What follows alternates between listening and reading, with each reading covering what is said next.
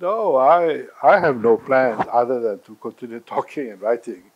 You know, I hope it makes some difference. You know, I hope to be able to speak out on important things. And if I or if they are in power one day and they think that I can contribute, I would certainly participate or welcome that offer, you know. But I think that's not very important. The important thing now is to get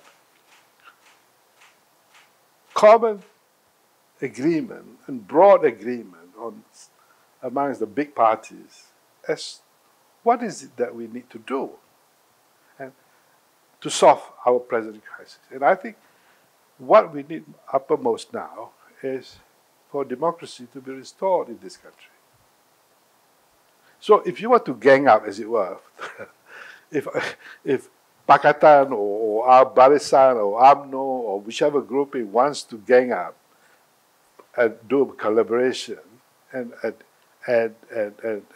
go to the election as a very solid grouping, the first thing they must agree is that do we want to save democracy in this country? So if the answer is yes, so that means the institutions that we have must be democratic. Our parliament must be democratic. The speaker that we choose must be democratic.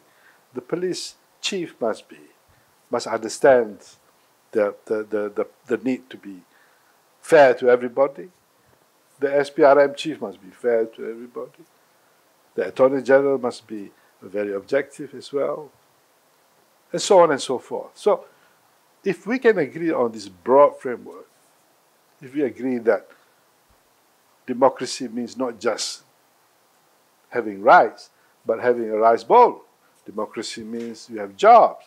Democracy means you have security of work. Democracy means you have a welfare system that supports the poor.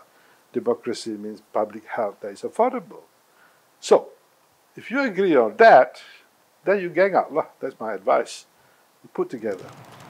And you think that would be a very strong grouping for the next? I think so. I think DAP and UMNO? I think my first thought is that the best option for us is, it's not perfect option, it's not the most, but it's available, I think. If you want to have a workable, stable, 130 seats kind of arrangement, because you need 130 to be stable, otherwise they'll be jumping. And we all know the damage done to this country. So if you want a stable government, you need 130, which is, I think, doable with the strength of Pakatan, with the strength of UMNO and the Barisan. I think this is very strong.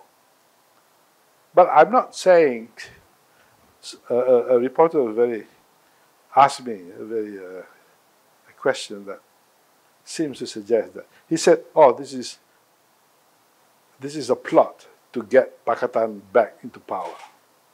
It's like I was an agent of someone. And I made it clear. I said, I wasn't advocating for anyone in particular to be Prime Minister or even Pakatan to form the government or UMNO to form government. I just want a strong, stable collaboration between the parties. After the election, then you decide who is the best amongst yourselves to be Prime Minister, who has the most seats and that sort of thing. Let's be democratic and transparent about the process. There's nothing to, you know. We cannot go to the people and say, like we did in 2018, you know. We went to the people, yes, Dr. Mahathir will lead the government, and then soon after, we'll get Anwar Ibrahim to lead the government. That's what we told the people. But we didn't honor that. We didn't honor that. And I hope the people will not punish PH for this. But it's understandable. They got into power, they get excited. You know, they forgot about their promise, you know. So I hope this time, if there's a collaboration, you collaborate amongst those who will honor the pact. See, democracy cannot exist without some degree of integrity or, you know, honesty. So I hope the leaders of, for example, Pakatan or UMNO will be able to sit down. And of course, you can't agree on everything, but If you can agree on the basic stuff, as I said, the framework, it's a very powerful collaboration.